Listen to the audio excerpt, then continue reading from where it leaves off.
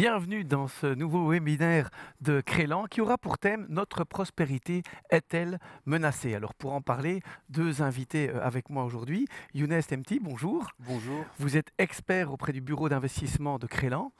Et nous avons également Étienne de Calataille. Vous êtes économiste et cofondateur de Orcadia.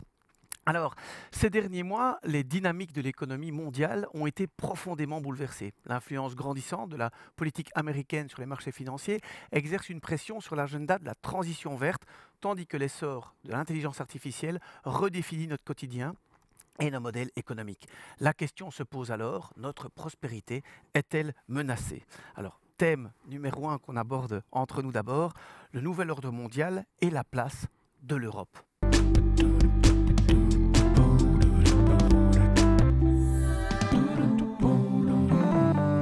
Donald Trump est de nouveau président des États-Unis. Est-ce qu'on peut imaginer que cela aura des conséquences sur l'économie mondiale ou sur l'épargne d'un citoyen lambda? L'année 2024 marque un tournant majeur avec la montée en puissance des BRICS et un affaiblissement relatif du monde occidental. Cette recomposition géopolitique accentue les fractures au sein même de l'Europe entre pays du Nord et du Sud, fédéralistes et souverainistes. Ce webinaire analysera les causes de ces mutations et explorera les solutions pour renforcer la position européenne. On l'a compris, messieurs, on va parler effectivement de cette fracture finalement géopolitique et économique et aussi de la conséquence de la montée des BRICS. Alors j'ai une première question pour vous, Étienne de Calataille.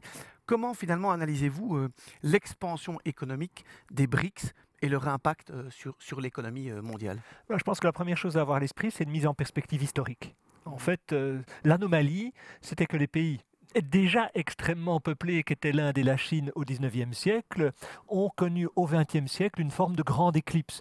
Qu'aujourd'hui ces pays pèsent, et pèsent beaucoup, ce n'est que faire justice à leur poids économique, et à commencer par leur poids démographique. Ça, c'est un premier point. Mais il y a un deuxième point qui est extrêmement important à avoir à l'esprit quand on parle des BRICS.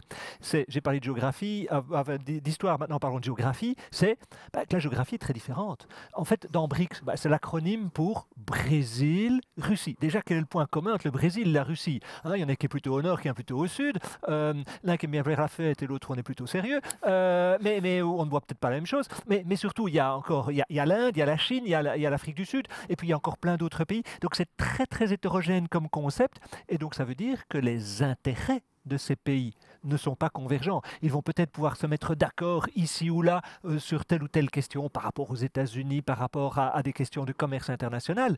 Mais vous savez, il y a des pays qui sont exportateurs de matières premières, d'autres qui sont importateurs dans l'eau. Est-ce que c'est bon que le pétrole soit cher? Si on est la Russie, on aime bien que l'énergie fossile soit chère. Mais si on est la Chine, on n'a pas trop envie. Donc, en fait, derrière cette notion de BRICS qui illustre bien cet élargissement de la scène mondiale, on a peut-être été trop longtemps à penser que l'économie, ça se limitait à l'Europe et aux États-Unis et peut-être au Japon. Donc c'est bien, mais en même temps, c'est une grande diversité derrière cette notion. Donc, ce que vous dites finalement, c'est qu'il n'y a pas d'unité de parole entre eux.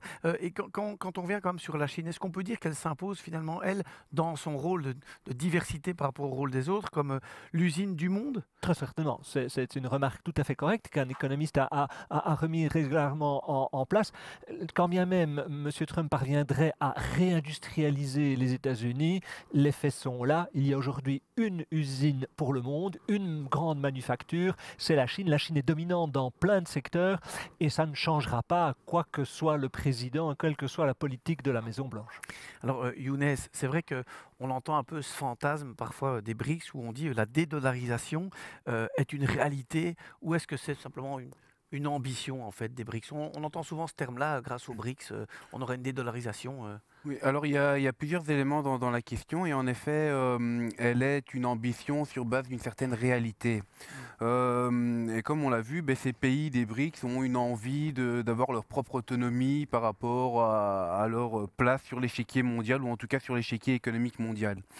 Néanmoins, en termes de réalité, si on veut vraiment parler en termes de réalité, aujourd'hui, force est de constater que le dollar domine toujours les échanges internationaux. Après, à côté de ça, en termes d'ambition, donc comme vous le savez, on a eu au cours de l'année 2022, 2023 et 2024 beaucoup de tensions géopolitiques et surtout entre l'Ukraine et la Russie. qui a créé un certain nombre de réactions de la part des pays occidentaux, des États-Unis entre autres, en mettant en place des mesures restrictives sur le commerce de la Russie, en saisissant des avoirs, par exemple en France, en gelant des avoirs. Et donc ça a poussé à ces pays des BRICS à reconsidérer leur autonomie par rapport à vraiment cette manière de disposer de leurs avoirs. Et donc, en effet, il y a des ambitions déjà à ce niveau-là, par rapport au fait qu'ils veulent retrouver un certain degré d'autonomie par rapport à leur richesse et par rapport à leurs relations, on va dire, internationales. Ensuite, deuxième élément, comme je vous le disais, en termes de réalité, aujourd'hui, on n'a pas vraiment encore d'alternative claire et précise par rapport au dollar. Quand on regarde, par exemple, la liquidité sur la monnaie chinoise, donc étant la manufacture du monde, hein, la grande usine du monde, on voit qu'on a encore une monnaie peu transparente, fort manipulée par l'État central. Et donc aujourd'hui, en tant que businessman international ou investisseur international, j'aurais un peu moins de confiance à travailler en yuan plutôt qu'en dollars, par exemple. Mais alors justement, vous dites pas l'alternative. Est-ce que la hausse du prix de l'or pourrait en partie être expliquée par ces stratégies notamment? Oui, alors il faut savoir qu'il y a une relation très intime, hein, si je peux dire ça comme ça, entre le dollar et l'or. Déjà, premièrement, dans la constitution de réserves par les banques centrales. Donc les différentes banques centrales constituent des réserves pour, au cas où, assurer quand même une certaine fiabilité derrière leur monnaie. Il faut savoir qu'aujourd'hui, 54% des réserves, en moyenne, hein, des réserves des banques centrales sont en dollars, mais qui ont tendance à diminuer au profit de l'or. Donc il y a vraiment un rééquilibrage du fait déjà des sanctions qu'on a vues ou même du système international de paiement le SWIFT, qu'on a entendu parler. Il y a aujourd'hui des envies donc, de rééquilibrer leurs réserves de dollars en or. Ensuite, deuxième élément à tenir quand même de près, c'est qu'il y a une différence substantielle entre le dollar et l'or. Le dollar, lui, est très liquide. L'or, ça va être compliqué quand même d'effectuer des échanges en lingots d'or entre des pays ou en tonnes d'or. C'est déjà fait par le passé, mais bon, imaginons que qu'on va le refaire. On voit qu'il y a quand même un grand déséquilibre par rapport à l'utilisation du dollar. Et ensuite, deuxièmement, l'or est un actif qui ne ramène pas vraiment de rendement. C'est un actif refuge quand il y a des tensions géopolitiques ou quand il y a des tensions, des crises, des pertes de confiance par rapport à une monnaie ou un pays. C'est vrai que l'or est un bon actif de refuge. Néanmoins, il ne ramène pas de rendement. C'est un actif qu'on doit, de manière générale, qu'on doit stocker parce que c'est un actif physique en soi, il est tangible. C'est pas comme le dollar qui est une unité de compte et qu'on peut stocker dans un compte, donc il n'y a pas vraiment ce stockage tangible. Et donc c'est vrai que quand le dollar perd de sa valeur, ou en tout cas quand le dollar perd de son prestige, l'or reprend un peu le devant de la scène. Néanmoins, aujourd'hui, on ne peut pas dire qu'il y a vraiment un switch. Donc c'est vrai qu'on peut parler peut-être d'une volonté de dédollarisation, mais celle-ci reste progressive et limitée. Alors je reviens vers vous, Étienne. Vous avez expliqué tout à l'heure, j'aimais bien l'idée de cette parenthèse historique, entre guillemets, en disant, voilà, on a eu plutôt une anomalie historique par rapport à la fin de la parenthèse occidentale, mais peut-on finalement vraiment parler d'un déclin de l'Occident par rapport à la montée des BRICS, en tout cas théorique comme on en parle? En termes de poids relatif, certainement. Mais il ne faut pas le voir négativement. Un commerçant devient plus riche si ses clients prospèrent et donc l'Europe a tout intérêt à ce que le reste du monde se développe. Il y a là à voir que ce qui est bon pour l'autre est bon pour moi. On a souvent une impression que si c'est une bonne nouvelle pour la Chine, c'est forcément une mauvaise nouvelle pour moi. D'un point de vue strictement économique, il n'en va pas ainsi. Donc, avoir un développement relatif plus marqué de ces pays, c'est aussi faire justice. Ces pays ont un train de vie plus faible, donc tout ça, c'est normal. Il faut néanmoins éviter que l'Europe ne devienne une sorte de musée du monde, que l'Europe ne connaisse une déperdition d'activité. C'est ça qu'il nous faut éviter. C'est pas empêcher les autres de se développer, c'est de nous continuer à avoir des gains de productivité et à investir, à améliorer la manière dont notre économie fonctionne. Et donc pas d'effet de vase communicant, en tout cas quand les BRICS montent, on voit effectivement que ça peut se compléter et qu'on peut quand même monter par Ben rapport à oui, ça. mais un cas qui est tout à fait illustratif. Alors aujourd'hui, ça semble être un petit peu moins à l'avantage du pays concerné, mais l'Allemagne a largement bénéficié du développement de la Chine. Et donc ça montre qu'en fait, ce qui est bon pour l'autre n'est pas forcément mauvais pour moi. C'est différent. Monsieur Trump, il a toujours cette relation à l'esprit ce qu'on appelle en économie un jeu à somme nulle. Et donc si le jeu est à somme nulle, si c'est l'autre qui emporte le contrat, ben c'est pas moi qui aurai le contrat. C'est sûr que s'il n'y a qu'un contrat à donner, la bonne nouvelle de l'autre, c'est une mauvaise nouvelle pour moi. Mais en termes de développement économique, c'est tout différent. Et certainement dans des pays vieillissants comme les pays européens, et la Belgique en est un parmi d'autres, nous avons tout intérêt à avoir des clients qui s'enrichissent, ils vont pouvoir nous acheter plus. Donc on va pouvoir leur vendre plus et avoir plus d'activité chez nous. Donc n'ayons pas une vue antagoniste. C'est bien sûr toute autre chose si on parle de menaces en termes de sécurité ou de déperdition sur le plan culturel, que sais-je. Mais en soi, le développement de ces BRICS et du reste du monde, ce serait plutôt quelque chose à souhaiter. Donc il y a toujours la possibilité d'un win-win, en tout cas quand on regarde la somme, si chacun se développe. Alors Younes, on parle toujours d'une bonne capacité de diagnostic au niveau européen. Si on doit être critique, les principales faiblesses de l'Europe aujourd'hui, selon vous, quelles sont-elles ? Moi, je dirais que bon, il y en a un certain nombre, mais si on peut résumer ça en 3 points, il y a déjà une faiblesse au niveau de sa dépendance en termes d'énergie. Hein. On l'a vu depuis la guerre en Ukraine, mais, le gaz russe, qui était la principale source d'approvisionnement d'énergie pour l'Allemagne, a fortement diminué. Donc on a vu l'impact sur l'inflation et sur l'économie de manière générale. Ensuite, deuxièmement, il y a également l'Union européenne, c'est une volonté commune d'États souverains. Et donc, il y a aussi des divergences dans cette volonté commune de créer une Union européenne. On peut prendre par exemple les pays du Nord qui ont d'autres prérogatives que les pays du Sud ou d'autres mentalités, d'autres langues et puis à la fin forcément d'autres directions politiques. Et enfin il y a également, peut-être si on peut dire ça comme ça, une sorte de manque de vision claire et commune de ce que l'Europe doit délivrer, si on peut dire ça comme ça. Au début, on le sait très bien, l'Europe a été créée dans un but commun de créer la paix sur le territoire européen. Par la suite, elle a pris le rôle de créer un marché commun où il y a une liberté des biens, une liberté des personnes, également de circulation des personnes. Aujourd'hui, peut-être qu'elle est un peu en crise d'objectifs ou de raison d'être, et donc ça crée forcément, naturellement, peut-être un manque de stratégie claire de la part de cette Union européenne. Donc dépendance énergétique, fragmentation politique interne et peut-être un manque de stratégie, en tout cas de vision commune. Vous, Étienne, vous avez récemment évoqué un concept que j'aimerais vous entendre un petit peu développer ici, le concept de triple dépendance européenne. Qu'entendez-vous par là ?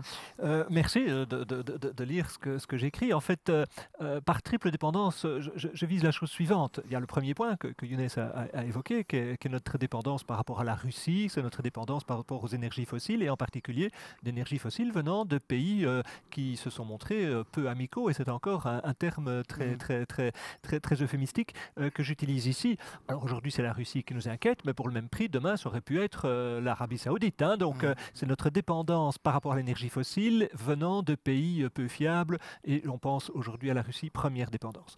Deuxième dépendance, deuxième fragilité, c'est notre dépendance en termes de sécurité.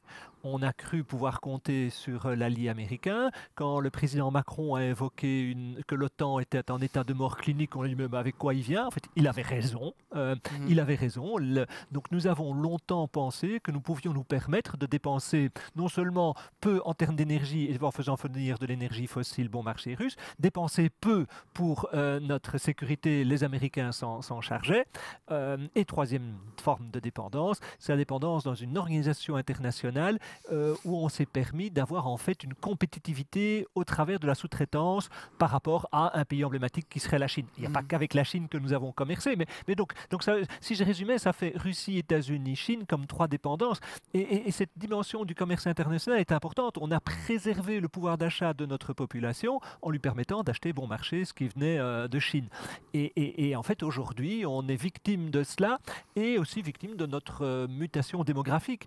L'Europe est un pays qui vieillit, il y a plus de personnes qui quittent le marché du travail qu'il n'y a de personnes qui sont aujourd'hui en âge d'entrer sur le marché du travail.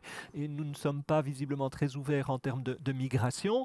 Et nous avons par ailleurs un système de sécurité sociale qui repose sur un dynamisme démographique, puisque ce sont les jeunes qui payent les retraites des anciens. Oui, mais s'il y a beaucoup moins de jeunes, à ce moment-là, vous êtes dans les difficultés. Et donc, ça rajoute aux difficultés de l'Europe. Triple dépendance, énergétique, sécuritaire et de commerce. Ouais, Russie, Chine, États-Unis, c'est vrai qu'on voit ce point. Je voudrais quand même faire un petit zoom. On parle souvent du cas de l'Allemagne aussi. Elle a longtemps été perçue comme finalement le moteur économique de l'Europe.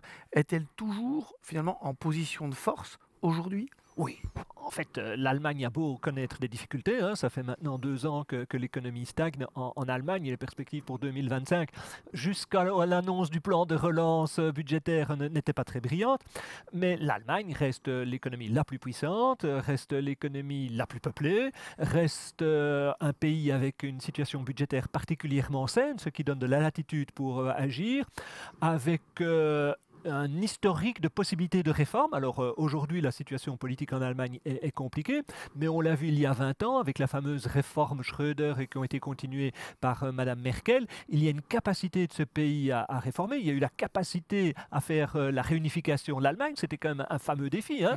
Du jour au lendemain, vous retrouvez à devoir intégrer le petit frère qui est 3 fois moins bon que vous. Quoi, hein. Donc il faut... Mais donc l'Allemagne, elle a ses difficultés. L'Allemagne, elle a ses difficultés parce que, comme indiqué par M. Lemty, eh bien, il y avait cette dépendance énergétique bon marché, il y avait cette dépendance par rapport à la Chine, on était content de commercer avec la Chine, ben, maintenant on se rend compte des limites de la chose, on était aussi très tributaire de certains secteurs d'activité, la chimie et le plus emblématique, l'industrie automobile thermique, et aujourd'hui on se rend compte qu'on a en fait été imprudent. En Allemagne, on a été faible, on n'a pas prévu les difficultés de demain, on a préféré l'avantage immédiat de cette énergie bon marché, de ces relations avec la Chine, on ne se préoccupe pas trop de ce qui pourra devenir, de continuer à avoir ce secteur automobile sans préparer demain. En fait, on a mangé son pain blanc et aujourd'hui, c'est un petit peu la gueule de bois. Un petit peu la gueule de bois. Alors, quel choix pour l'Europe face à cette gueule de bois? Younes, face à cette recomposition finalement géopolitique, l'Europe doit-elle suivre la ligne américaine ou développer finalement une autonomie stratégique? Je dirais même enfin une autonomie stratégique. Alors c'est vrai que c'est une question assez pertinente et quand même compliquée à répondre parce qu'on pourrait croire que voilà, ensemble on est plus fort, mais d'un côté, comme on vient de le voir également, ensemble on est différent.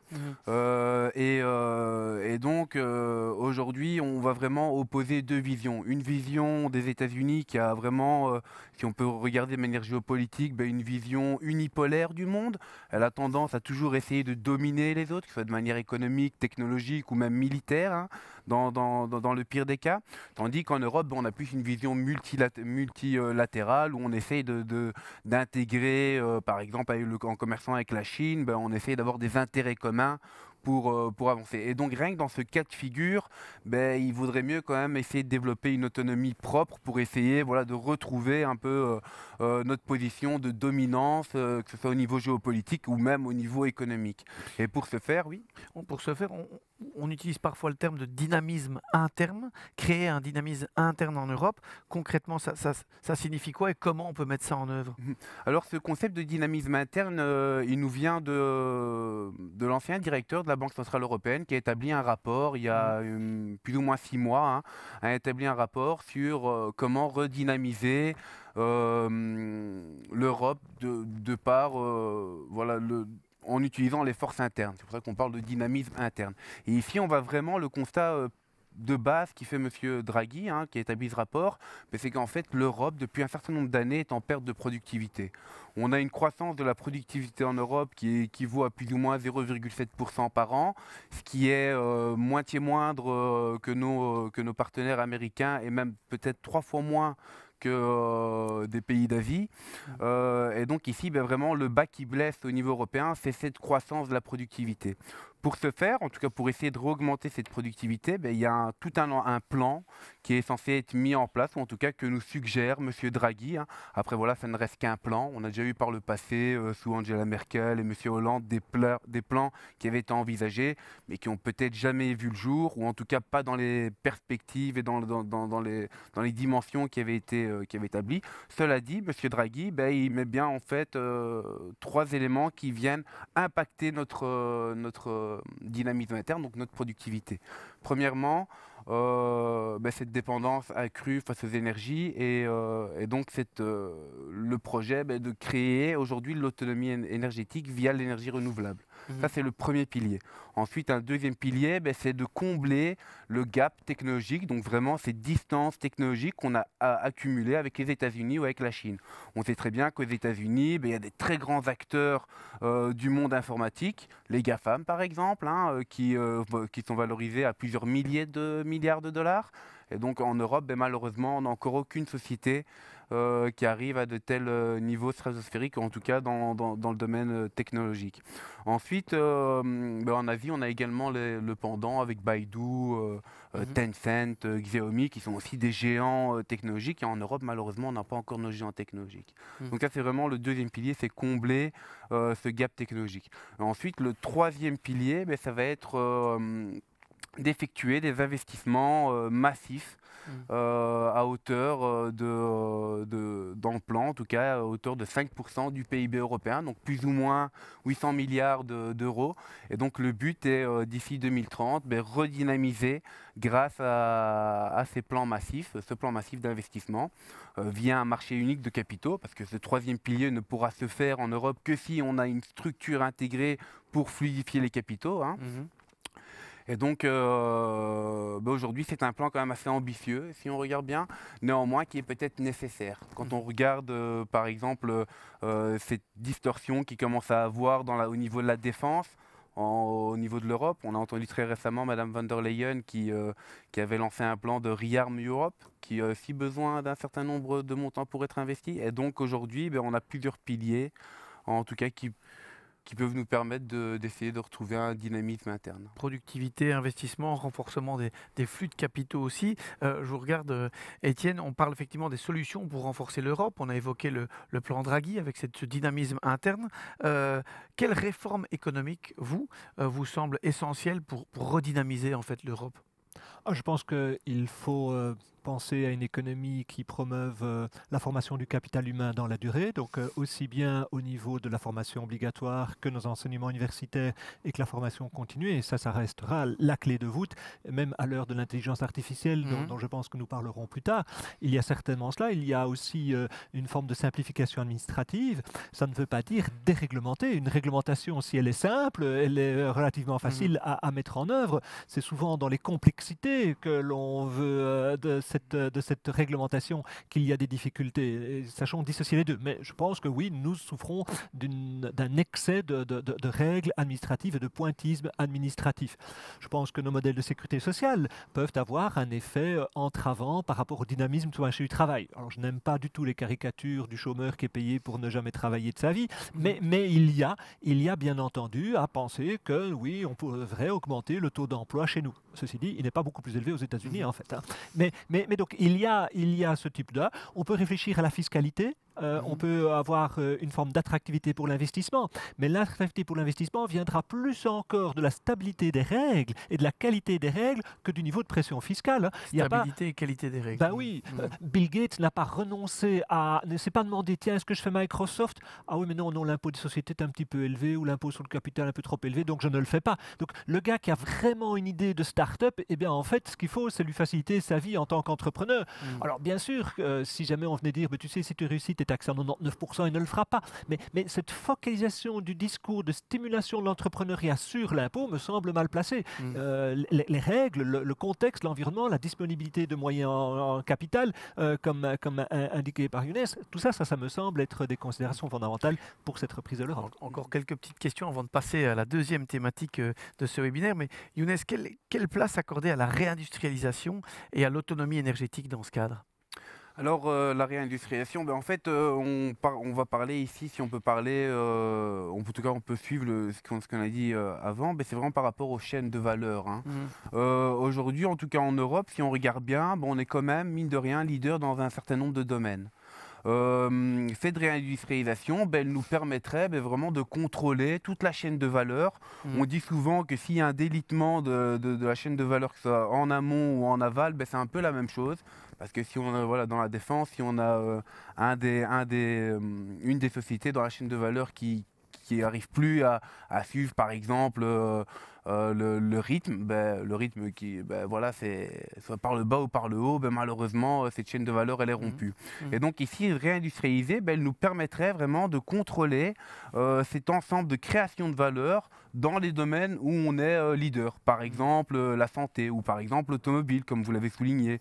Aujourd'hui, c'est vrai que voilà, dans le domaine automobile, il y a un certain nombre de challenges, de défis avec l'abandon des moteurs thermiques d'ici 2035, si ma mémoire est bonne. Donc c'est dans 10 ans, hein, ça va assez vite, hein, mine de rien. Voilà, le fait de réindustrialiser et de conserver cette autonomie de bout en bout, si je peux dire ça comme ça, au niveau de nos industries, ça nous permettrait également de compenser un peu ce gap, comme supposé dans le rapport Draghi. Hein. Alors Étienne, on parle aussi de décarbonisation. C'est souvent perçu comme une charge économique pour l'Europe. On a parlé tout à l'heure des règles et de devoir décoder en imitant Bill Gates, mais est-ce que ça peut aussi être un levier de leadership technologique pour l'Europe? Que j'aime vous entendre poser la question et déjà m'inciter. En fait, bien sûr que c'est une contrainte à court terme.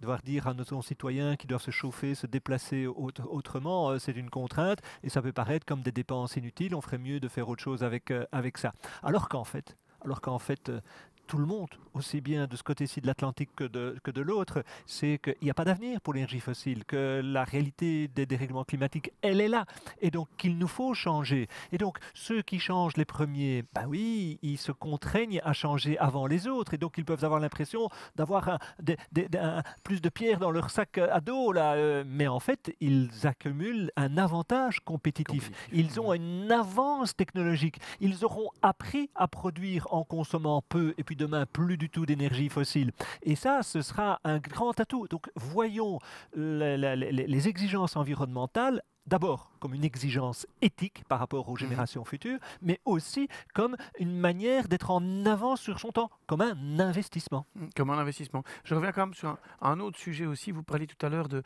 cette mort cérébrale dont Macron parlait par rapport à l'OTAN.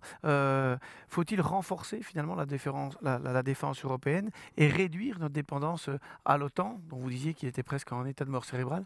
La réponse est oui. Nous devons absolument, à mes yeux, investir davantage dans notre sécurité.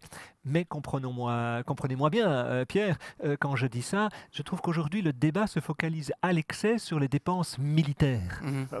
Peut-être bien qu'il faut un peu plus de tanks et un peu plus d'avions et plutôt des avions pas américains. Mais en fait, notre sécurité, ce n'est pas qu'à faire, et je n'ai rien contre les soldats et contre la dimension militaire, mais ce n'est pas que ça. Là, ce qu'on a à craindre des Russes, c'est quoi? C'est bien plus la désinformation, c'est bien plus la cybercriminalité, avant de risquer de voir des chars russes défiler dans les rues de nos capitales. Donc en fait, oui, pour une augmentation du budget de l'armée, vraisemblablement qu'avec notre 1% on était trop bas, mais la sécurité ne se limite pas, ne se résume pas aux dépenses militaires. Okay. Alors Younes, peut-être en une minute maintenant, si on doit résumer tout ça, les implications économiques de ces mutations pour les marchés financiers et les investisseurs, quelles sont-elles? En une minute... Ça défie, ça peut être deux. Voilà. Alors, mais déjà, premièrement, c'est qu'aujourd'hui, il y a cette prise de conscience en Europe qu'on a besoin de retrouver notre autonomie.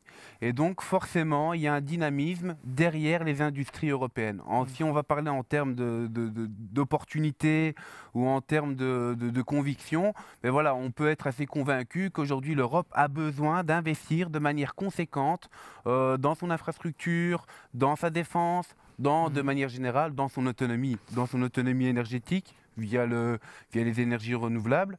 Ça, c'est le premier élément. Et ensuite, ces investissements massifs, donc comme le sous-entend le rapport Draghi, c'est 5% du PIB, c'est quand même assez énorme. Si on va regarder aussi de manière un peu plus pragmatique, aujourd'hui, au vu de l'état de l'endettement des pays européens, forcément, il va devoir y avoir des mouvements sur le taux d'intérêt, ou en tout cas sur le financement des sociétés pour assumer ces transitions militaires, de défense ou numériques, énergétiques, etc. Et donc, ce qu'on peut s'attendre, c'est qu'on a des investissements massifs dans des sociétés européennes, déjà premièrement, et puis deuxièmement, des taux d'intérêt qui sont censés être là pour favoriser quand même un dynamisme et ce financement de ces mutations. Un grand merci. On va passer maintenant à notre deuxième thème de webinaire. On parle intelligence artificielle, transformation structurelle et prospérité.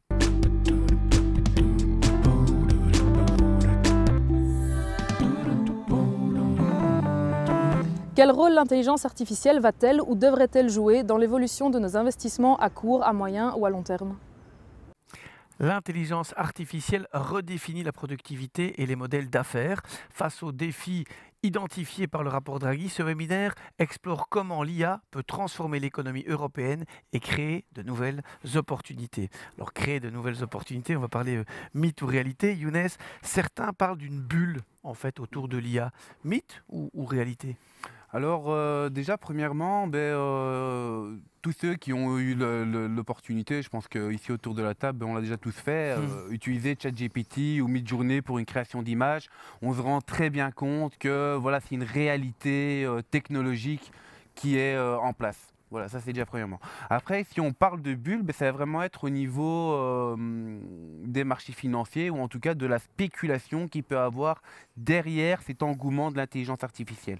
Aujourd'hui, on parle de bulle, ou en tout cas, il faut rester un peu en retrait parce qu'il est encore difficile de trouver un modèle de monétisation très clair de ce déploiement de l'intelligence artificielle. En soi, demander à ChatGPT quelle sera la météo aujourd'hui, on ne voit pas comment est-ce que ça peut augmenter la productivité d'une société ou d'un employé. Après, à côté de ça, comme toute révolution technologique, il faut quand même un certain temps avant que le déploiement soit fait correctement sur toutes les couches. Donc moi, je dirais aujourd'hui que c'est une réalité. C'est une réalité, mais qui suppose également des périodes où il y a un engouement certain qui peut créer des bulles, comme à l'époque de l'apparition de l'Internet, la période .com. On voit parfois que la bulle grandit plus vite aux États-Unis qu'en Europe. Quelles sont finalement les principales barrières par rapport à cette croissance de l'IA et ce levier que peut apporter l'IA et son développement en Europe par rapport aux États-Unis? Quelles sont les barrières à cela? Oui, alors peut-être premier élément, on parle souvent d'intelligence artificielle. Moi, je préfère parler de renseignement ou d'information artificielle parce qu'en fait, toute cette génération de valeurs, de données est basée sur des données. Et donc, un premier frein qu'on peut identifier assez rapidement, c'est déjà les normes qu'on a par rapport à l'utilisation des données. Les trop normes de réglementation, GDPR, on revient là-dedans. Voilà, trop de réglementation. Par exemple, les normes GDPR, elles contraignent l'utilisation des données. Elles sont appliquées en Europe, donc les sociétés qui voudraient utiliser des données en Europe, malheureusement, elles sont contraintes. Aux États-Unis, ce n'est pas le cas. Aux États-Unis, certes, il y a quand même un certain nombre aussi de lois qui permettent de protéger les données des internautes, des utilisateurs ou peu importe. Mais à côté de ça, on a aussi une certaine liberté quant à l'utilisation de ces données et à la modélisation. Donc, déjà, premier élément qui montre qu'on n'a pas vraiment de grands acteurs de l'intelligence artificielle en Europe ou du renseignement artificiel en Europe, c'est le fait qu'on a des contraintes sur l'utilisation des données. Deuxième élément, après, cet élément, il peut être considéré comme une barrière, une contrainte, mais aussi comme un garde-fou. On se rappelle très bien l'histoire de la dame qui a été arnaquée, si on peut dire ça comme ça, par un Brad Pitt virtuel. C'était très récent. Et donc aujourd'hui, cette réglementation, en tout cas l'utilisation de données, elle permet aussi de garantir quand même une certaine protection d'utilisateurs in fine. Ensuite, un deuxième élément, c'est le manque d'infrastructures. Le fait de ne pas avoir de gros acteurs dans la technologie a empêché un certain nombre d'investissements dans les infrastructures pour l'utilisation, ou en tout cas pour que ces grosses sociétés puissent fonctionner. Par exemple, Google, quand elle met en place Alphabet, c'était Alphabet, quand elle met en place un moteur de recherche, elle se base sur un ensemble de données qui sont dans un ensemble d'infrastructures, dans des centres de données, et donc forcément, ces acteurs investissent dans leur infrastructure. Ici en Europe, le manque de grands acteurs enlève ces investissements dans des infrastructures. Néanmoins, aujourd'hui, on se rend compte de ce manque, et donc un des grands points, par exemple, qui a été repris également dans le rapport Draghi, c'est le fait qu'il faut augmenter les investissements dans les infrastructures d'intelligence artificielle. Alors, si on augmente l'investissement dans ces infrastructures, est-ce qu'on peut dire qu'à un moment donné, finalement, l'IA pourrait booster ce retard de productivité? Vous expliquez qu'on avait une progression uniquement de 0,7% tout à l'heure. Est-ce que l'IA peut combler ce déficit? Alors c'est un peu l'ambition qu'il y a derrière, hein. Il y a des études, il y a énormément d'études qui ont été faites. Moi j'en reprendrai une de McKinsey qui estimait que voilà, l'intelligence artificielle pourrait booster la productivité, donc passant de 0,7 à 1,5 jusqu'à 2,5% par an de croissance de productivité. Et puis deuxième élément, comme l'a rappelé M. de Calataï, on est dans une société qui vieillit de plus en plus. Et donc forcément, au plus une société vieillit, au moins la productivité naturelle voilà, est grandissante. Et donc ici, cette intelligence artificielle ou cette IA, elle permettrait un peu de compenser ce retard qui est un fait naturel de la démographie en Europe, hein. L'IA, Étienne Calataï, peut faire peur aussi pour certains. Quelles compétences individuelles peut-on développer justement pour quelque part se mettre à l'abri par rapport à l'arrivée de l'IA? Le sens critique. Je pense que ce que l'on se doit de faire par rapport à l'intelligence artificielle, la mal nommée intelligence, et je reprends ce que M. Lenti disait, le mot intelligence n'est vraisemblablement pas celui qui convient en l'occurrence. Comment faire en sorte, accompagnons le changement, ce que l'intelligence artificielle permettra de faire à certains égards, c'est juste formidable, notamment en matière de santé, mais simultanément, ça peut faire peur, et je crois que ce qu'il nous faut faire, c'est absolument investir dans l'éducation et dans le sens critique, et peut-être faire évoluer nos modèles d'éducation, parce que ce qu'on attendra demain sera peut-être différent d'hier. Il faut cultiver le sens critique, aussi fatigant que cela puisse être pour les parents et pour les enseignants d'avoir des jeunes qui ont un sens critique aiguisé, mais c'est vraiment dans ce sens-là que je répondrai de manière générique à votre question. Alors, tout à l'heure, Younes, on parlait justement de réglementation. Vous avez dit ce n'est pas un frein, c'est plutôt un garde-fou pour la réglementation et les infrastructures, une opportunité, ce sont vos termes. Devons-nous quelque part déréguler quand même à la matière? Parce que vous sembliez dire que finalement le GDPR, ça nous ralentit dans certains moments. Est-ce qu'on doit déréguler, corriger le tir quelque part? Alors je ne prendrai pas de position aussi forte, hein. Déjà, je ne suis pas dans les instances de régulation ni dans les instances politiques, donc voilà, je ne vais pas me mettre à la place de ces personnes qui ont cette responsabilité. Mais à côté de ça, voilà, il est clair que laisser déjà une liberté d'action pour l'innovation dans ce domaine, elle semble indispensable. Et donc si on peut déjà déréguler dans les phases tests, imaginons que voilà, aujourd'hui il y a une société qui veut, je sais pas, qui a une nouvelle idée de développer un nouveau modèle, un nouvel algorithme, mais déjà le permettre de faire cet algorithme, ce serait déjà une bonne chose. Et donc déréguler à ce niveau, pourquoi pas, ou en tout cas ce serait quand même assez utile pour les startups ou en tout cas pour les projets innovants. Mais après, à côté de ça, déréguler totalement, je pense que ce serait quand même une marche arrière par rapport à notre identité, si on peut dire ça comme ça, identité européenne.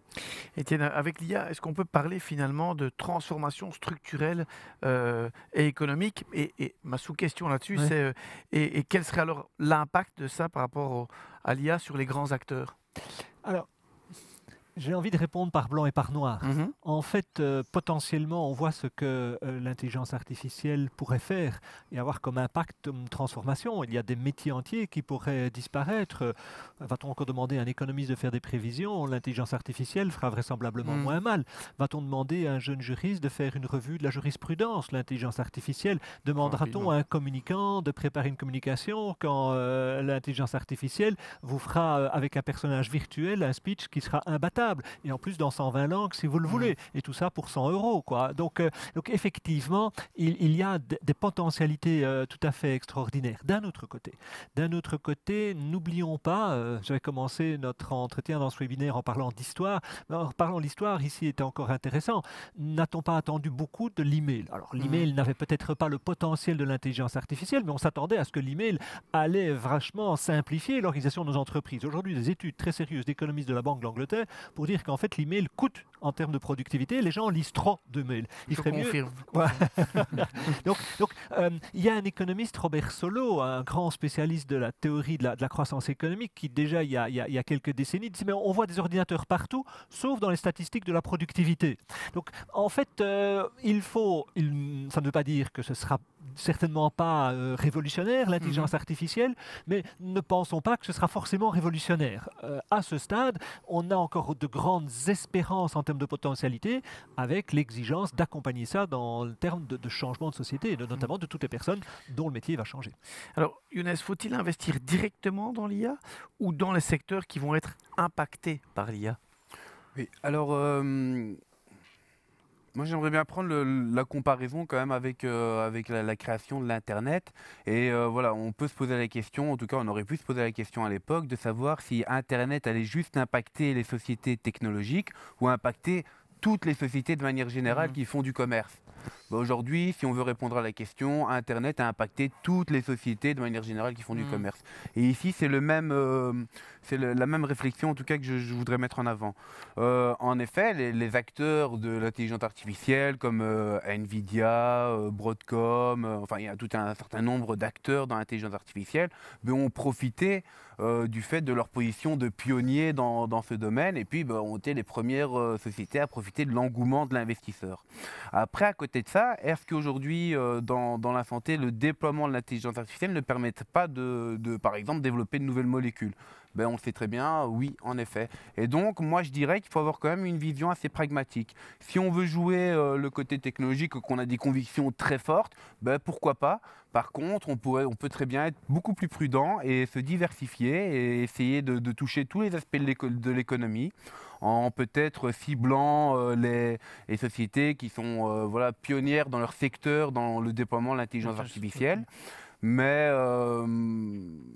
normalement, une révolution technologique touche tous les secteurs de l'économie. Quel horizon temporel des effets de l'IA? Quand verrons-nous un impact, on va dire, réel sur l'économie? Ouais. Alors, pour répondre à cette question, moi j'aime bien séparer cette technologie en plusieurs couches. Il y a d'abord une première couche qui est la couche de l'infrastructure. Des sociétés qui font par exemple des semi-conducteurs, les puces, par exemple Nvidia fait vraiment partie des premières couches matérielles, si on peut dire ça comme ça. Elle fait les puces informatiques pour que cette intelligence artificielle ou ces algorithmes puissent s'entraîner et tourner. Et là, force est de constater qu'on y est déjà. Donc à court terme, Nvidia produit déjà un certain nombre de puces, la Blackwell, produit déjà un certain nombre de puces, et donc là on y est déjà. Ensuite, il y a une deuxième couche qui est la couche des algorithmes. Par exemple, ChatGPT fonctionne en fait sur un modèle d'algorithme de recherche de données. C'est comme s'il avait un grand internet derrière lui et qu'on lui pose une question et qu'il va chercher, selon un algorithme, toutes les informations qu'il a, toutes les informations d'Internet en soi, toutes les informations qu'il a pour nous répondre. Et là, force est de constater également qu'on est également à court terme déjà dans cette période de déploiement. Et puis, troisième couche, c'est vraiment la couche de déploiement applicatif dans les sociétés. Par exemple, des sociétés comme Salesforce, pour la génération de leads commerciales, commencent déjà à implémenter des algorithmes basés sur l'intelligence artificielle. Et là, on est encore dans un océan bleu, si on peut dire ça comme ça. Voilà, on commence petit à petit, en tout cas les sociétés commencent petit à petit à déployer l'ensemble de ces technologies. Et enfin, peut-être ce qui mettra un peu plus de temps à apparaître, c'est vraiment cette intelligence artificielle intégrée dans le matériel, dans les matériels tangibles. Par exemple, dans votre tablette, dans ma montre connectée. Il se peut qu'il y ait de l'intelligence artificielle, mais ça, c'est pas encore pour aujourd'hui, ou les voitures autonomes, c'est pas encore pour aujourd'hui. Néanmoins, les choses vont de plus en plus vite. L'informatique, elle va de plus en plus vite, étant donné des puissances de calcul qui sont de plus en plus grandes. Et donc, celle-là, on a encore un peu le temps, je pense, pour le voir.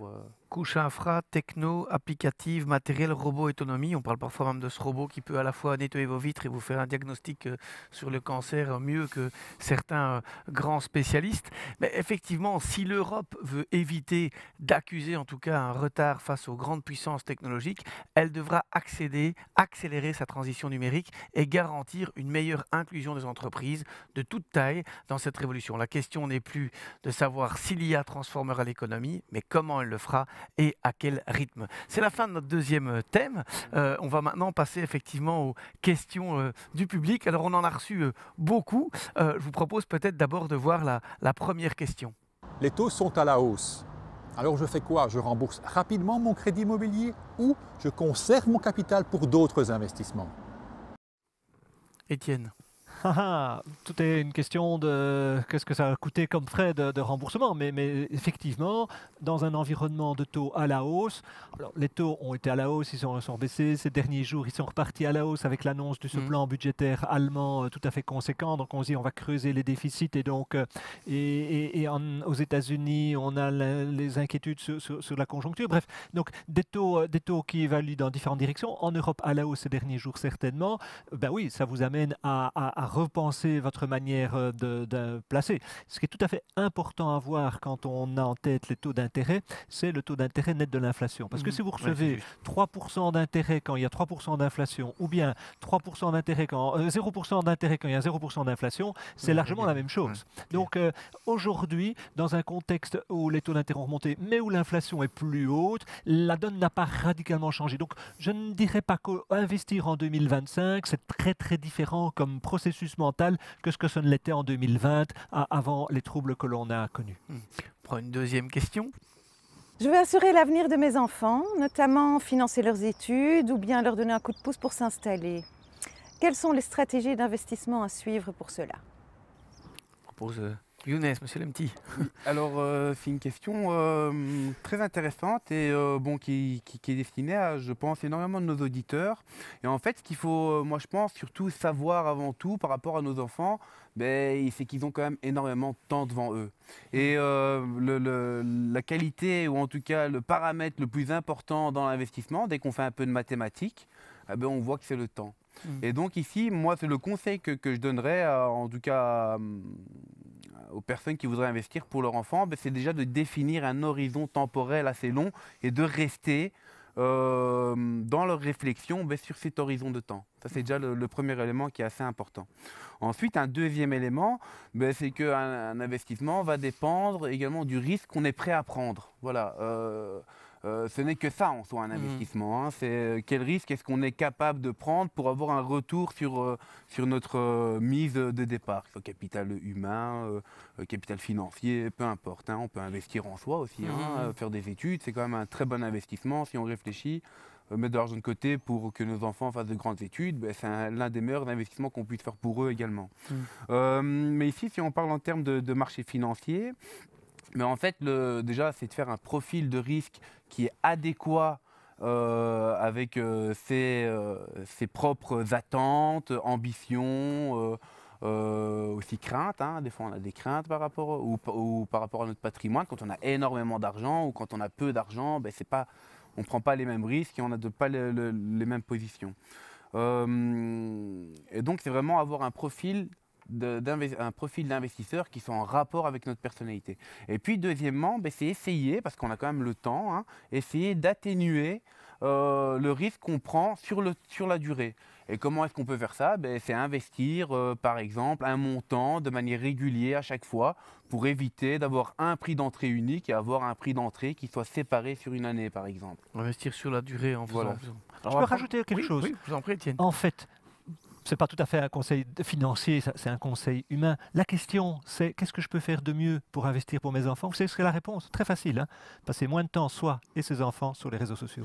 Très bien. C'est vrai que ça peut être un point. Moi, je fais mesurer justement le temps sur l'application. Je regarde, c'est vrai qu'on perd beaucoup d'énergie et de temps là-dessus. Alors, on a reçu effectivement beaucoup de questions. On ne sait pas répondre à toutes. On essaye de garder ce schéma dans les 50 minutes. Ce que je peux vous dire en tout cas, c'est que n'hésitez pas à reprendre contact avec votre agent. C'est aussi lui, votre expert, votre agent Crélan, qui peut répondre à toutes ces questions. N'hésitez pas à reprendre contact avec il ou elle pour qu'il puisse répondre à toutes ces questions et vous aider à aller plus loin dans vos choix d'investissement. Moi, en tout cas, je vous remercie, Étienne de la Calataille, pour ce débat et vous aussi, Younes Lemti. Un débat assez intéressant. On se retrouve prochainement pour un autre webinaire. Et d'ici là, n'hésitez pas à consulter aussi le site crélan.be avec les questions sur l'investissement, bien que l'agent soit toujours le meilleur référent.